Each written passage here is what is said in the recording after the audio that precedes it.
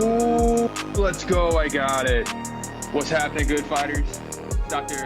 Nash, Dr. Gates Mayer. Flawless victory. A whole lot of connection, intention, and purpose.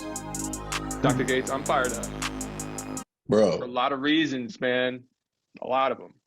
primarily being it's Friday, bro. Friday. Friday, fire yay. Friday, fire. Oh, that's a tongue twister. Say that It 5 is. times fast. Put that in a kid's book. We got a kid's book coming too. Y'all thought we were playing around. We got a kid's book coming. Yes, sir. Yes, sir. You gotta raise them right. We have obligations, brother. Obligations. We do. Big time. And we've had a lot going on this last week that we got a lot of things that we could share, but today we really wanted to go through one thing, or like our topic is labels. Okay. Yeah. And there's a lot of issues that I have, even just with the concept of labeling. And one thing that we were just talking about before we even got on the call with labels is the fact that there's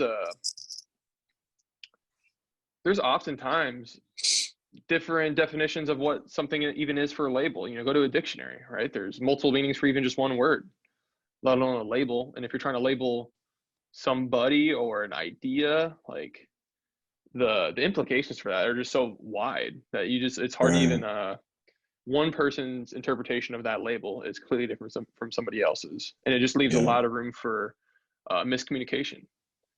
And especially when there's agendas in play that are being instrumented into, you know, what we're consuming visually and mentally, whether it be through our phones or whatever screen that you're looking at, or even if you're really old school and you're picking up a newspaper.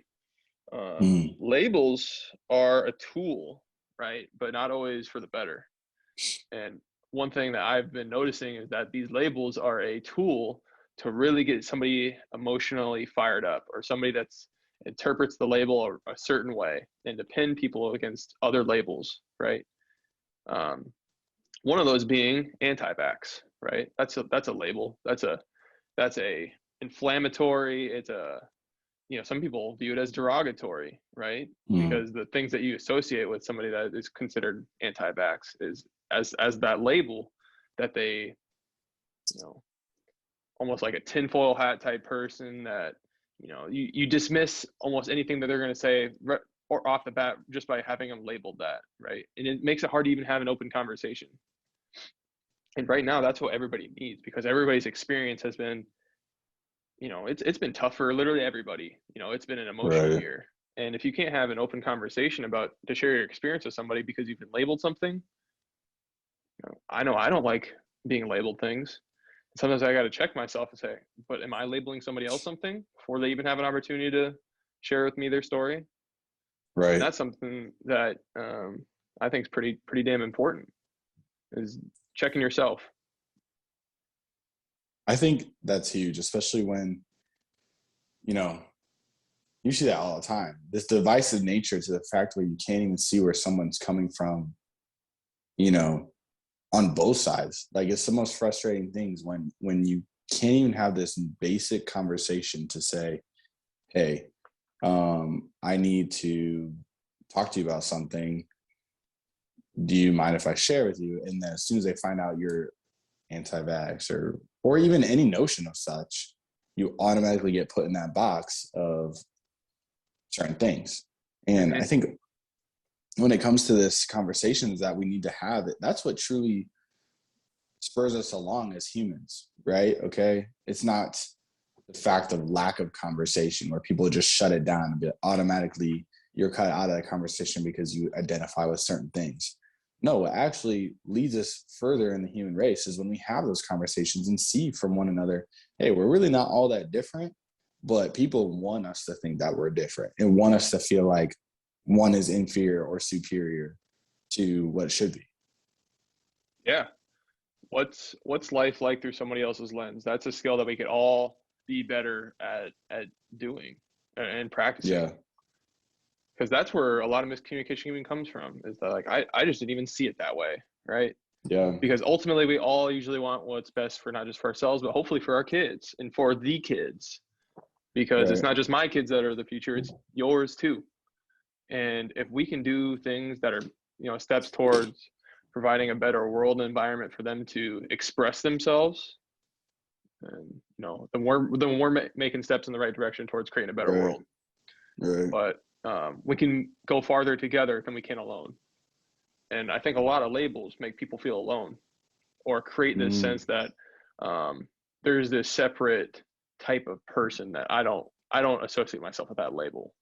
Yeah. And that makes it really hard to be inclusive together. It creates exclusiveness between people, and that's just not that's not what love is about, and that's definitely not what this country's about. It's a melting pot for a reason, and that's what makes it great, because we incorporate all different types of cultures and ideas into what is American, right? And that's fundamentally founded upon freedom. Well, and that, I think, is the biggest thing, because when people didn't come here looking to be identified as, a particular race or from a particular place. They came here to get a better life, right? And when you automatically assume somebody is one way because of their label, it automatically blocks them from their growth too, I feel like, because they're seeking for something too, a better life, as we all want, right? So, I mean, I don't know, man. You just see so much divisiveness, and it's honestly getting so frustrating. Yeah. As soon as you bring up a topic, it's just like you can't even talk about it, which is, I don't even know, until you get to that spot where you both can talk, what even gets done. At that point, it becomes manpower. Who has the most on which side? Like, that's literally a war. It's not a conversation; it's a war. And, to me, dude, in this day and age as well, virtual mediums of conversation and just like overall texting and just typography, where we're just like words and letters, right? Those are methods of communication, but they're also very limited, right? Especially they're open to interpretation, especially on the internet. So it's really, honestly, quite difficult to have those open conversations on the internet, because there's so much that's left to be interpreted one way or the other. Right. And it's because, in my opinion, part of certain words are, like I was just saying, that like every word has multiple definitions, right? And that's not even just definitions, but interpretations of some person's of that definition, their association from past experiences. And, just in the grand scheme of what labels are, the function of them, it's just gives a framework of how to potentially associate whatever feeling or noun pronoun might mean, but it's not perfect. So what we really need to be having is human conversation. On the phone and FaceTime are a lot better than a virtual or a text message or an email. Yeah. And unfortunately, there are still some places right now that are really trying to limit that, and even still really trying to mask the communication abilities between person to person with the masks. Because there's still some left to be open to interpretation when you can't read somebody's facial expressions or even some of their body language when you have a mask on, right? Like, I think that there's just some barriers to communication, which is really frustrating, because we all want to be heard. Yeah. And when we're heard, we're actually, that's fulfilling, that like, okay, well, at least I know that this person can see where I'm coming from. You know what I mean? And I get caught up on it sometimes, that I need to do a better job at that I know my truth is my truth, and like I know what I'm fighting for and what I stand up for is what drives me. That's what drives me to be better. But sometimes I know that I can be not shut off, but like I know that like that almost blinds me in some senses, that like I'm not doing my best job to see it from somebody else's point of view, to have conversation that is truly open. I think the biggest thing too that you mentioned right there was the labels in the creation of trauma, Mm. because, and it's cyclical too, Mm-hmm. because for some reason, if somebody places a label on another individual, then they kind of get in this fight, right? And there's trauma that's built up from that. And as we know, the trauma, it's a kind of, it becomes instilled as part of you unless you release it, obviously, by some means. So if it's trauma that's induced, and then you meet somebody with a similar, that you place that label on them, then you automatically can get triggered or trauma, or not trauma, but that trauma comes back. And Yeah, when that trauma comes back, it's because we're all putting that label on one individual and thinking again that we're better because we don't associate with that label. And it's that cycle that continues to spread like a disease, where it spreads more than COVID. yeah. Because and it's more damaging, I think, because it's something that not a lot of people know how to get over too. And, we don't teach people, well, we do, but we don't teach people in today's world how to get over a trauma very much, or there's For a sure. stigma to that, or again, some being a label putting on that because they have a trauma, that they're a messed up individual, and that's not true. It's just, we need to work on things together, but we can't do that. We can do it, Well, we can do that, yeah. but we're limited. Or sometimes it's a two-way street. Both Right. got to be open to that concept of, let's put all cards on the table, right? And be open to that conversation piece. But Right. I that's think something that that, go ahead. I was just going to say, the concept of today's media too automatically puts a label on things, because headlines, we are all headline readers, right? And that Yeah, automatically puts a label on what we assume this.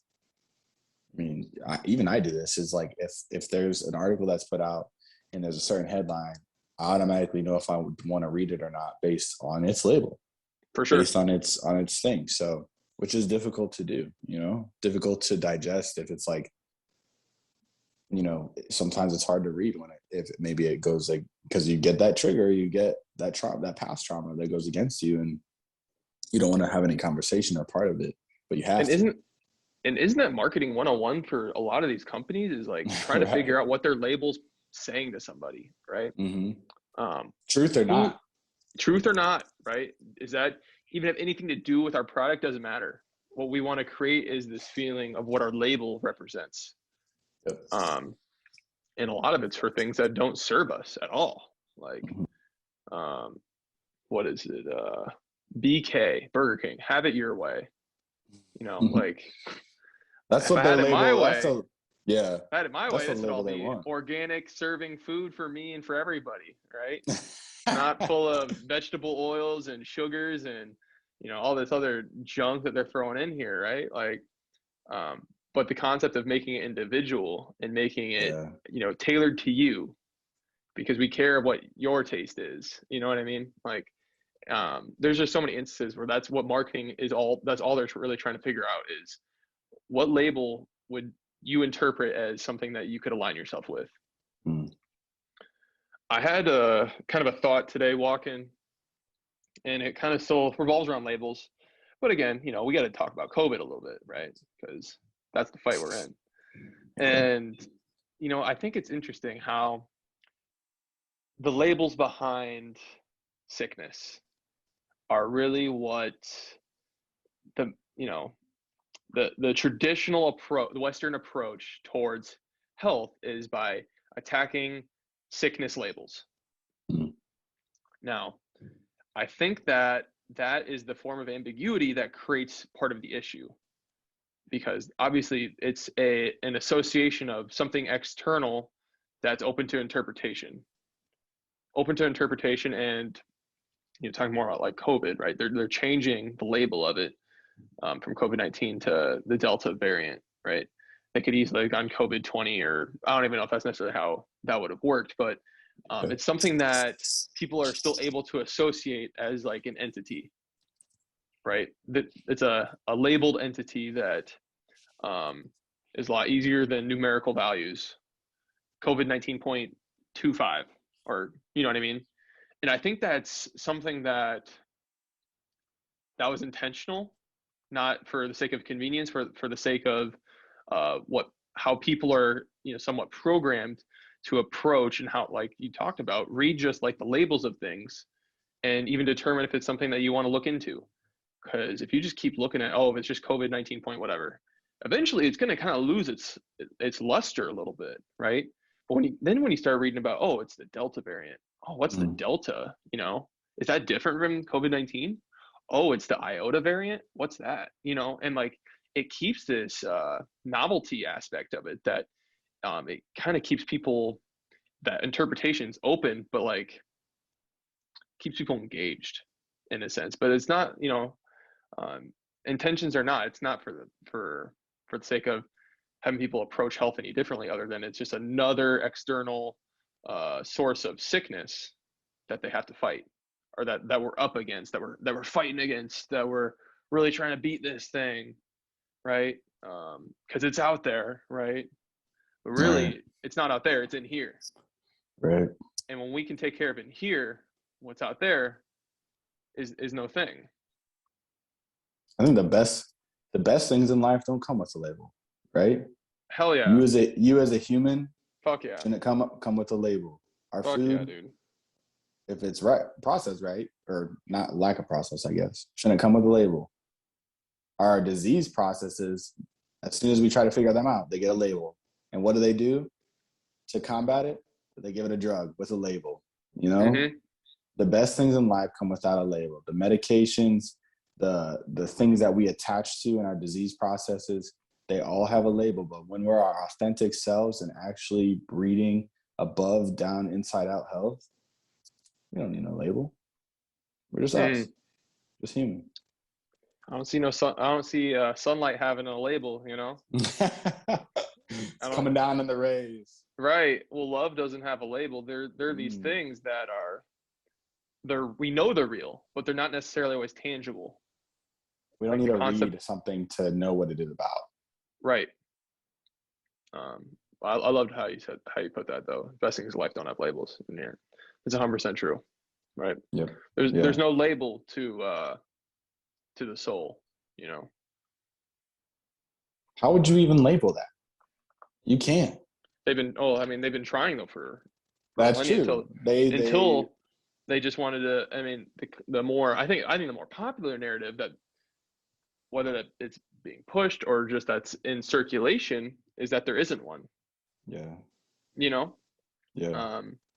And that's the opposite of empowering.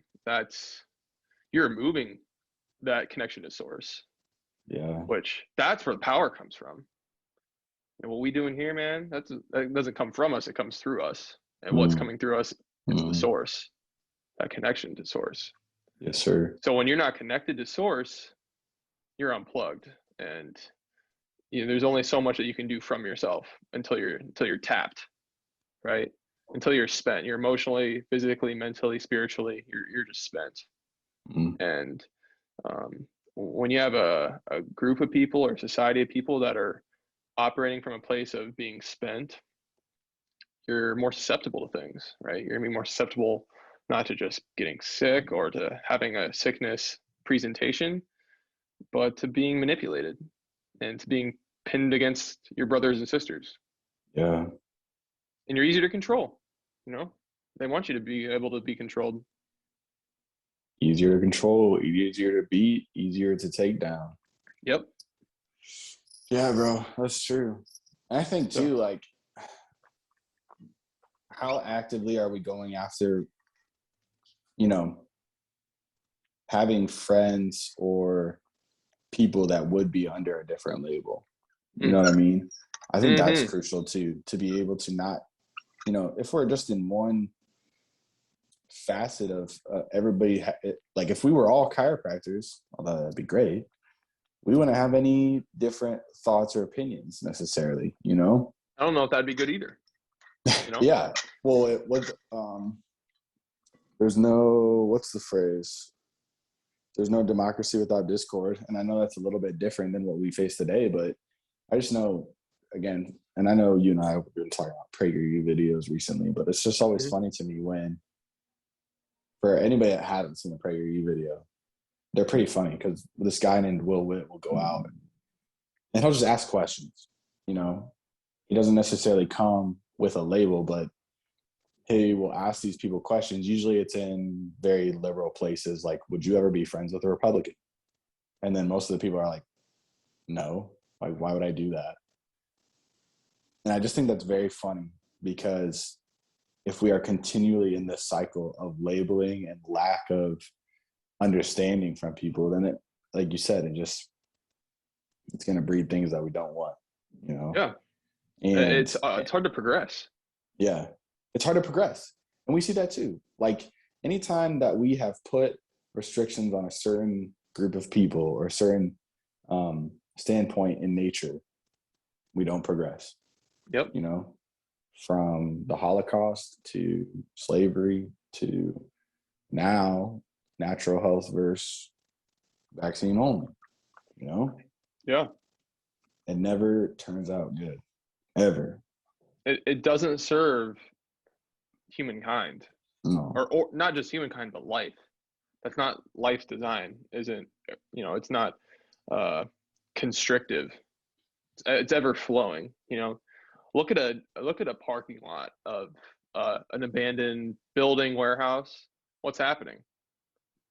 Nature's trying to get back, right? Nature's trying to Yeah. to expand and progress back into what is natural. Right.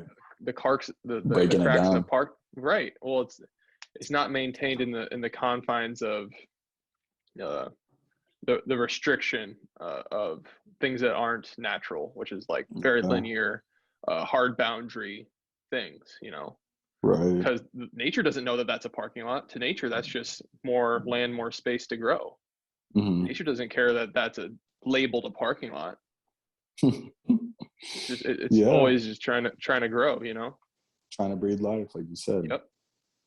So that's what I had on labels, brother. I don't know if you have any more, but No, I think that's really good. And I think it's just an important reminder for people to remember who we are as people. Because like, I don't know, you remember when you were a kid and you're just playing. You're just having fun. You're just doing things. You don't worry about the person you're playing with, whether they're fit in a certain category, you know? right. And what's sad to see is that we're kind of extending that down to our kids now, more and more. And it's hard. It's heartbreaking. For sure. And it definitely, like we said before, we got obligations, we got things to correct, and we got battles to fight so that we can continue to become better, breed more life. Are we going to look back on this? And I'm saying this collectively as a human race, especially in America, right? So like in 1950, segregation was still a thing. There's pictures of kids. Kids don't look at skin color. You're friends because you like the same things. You want to play. Right. You love to be outside. All these things. Like it doesn't matter. Like kids don't care. They're not programmed that way. And are we programming our kids to start to associate other kids with these concepts and ideas that aren't unnatural? Mm. And I would say that that's something that we're going to be looking back at this like, wow, that was crazy that people used to do that. They used to Yeah. do what? They used to tell their kids that another kid's going to make them sick, that just by their parents' decisions on what is best for them. Whoa. I don't know. Yeah. Oh, you look at Australia right now too. They used to take kids from their parents to force them with a man-made injectable pharmaceutical. Wow. That doesn't even sound real coming out of my mouth. Right. Let alone that is happening right now in 2021.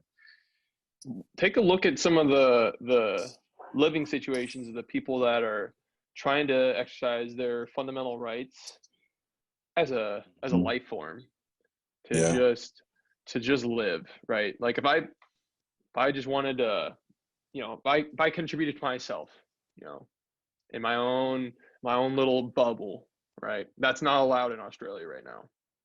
You'll get reprimanded, you'll get arrested if you are even outside without a mask on, right? Like, you can't drink beer. What did their prime minister say? You can't drink beer outside without a mask on or something. right. I mean, that's somebody that to me is not willing to have an open conversation. You know, Oh. he's not willing to put himself in or he or she is not willing to put themselves in somebody else's shoes to see how that might actually look and sound, right? Yeah. Objectively, you know. Objectively. Ask people how that seems. I feel like Chantel's really good about that. My wife, I ask her all the time, like, hey, how does this, especially when we're dealing with you know, patients or other people, I'm like, hey, how does this sound to somebody that's not in my, you know, circle of chiropractors or circle of healthcare providers? How does this sound to a layperson? Well, they don't know what we don't know. Exactly. Yeah. Or they don't know what we know. Yeah. So how does it, I want it to make sense to them as much as possible and not come across as a,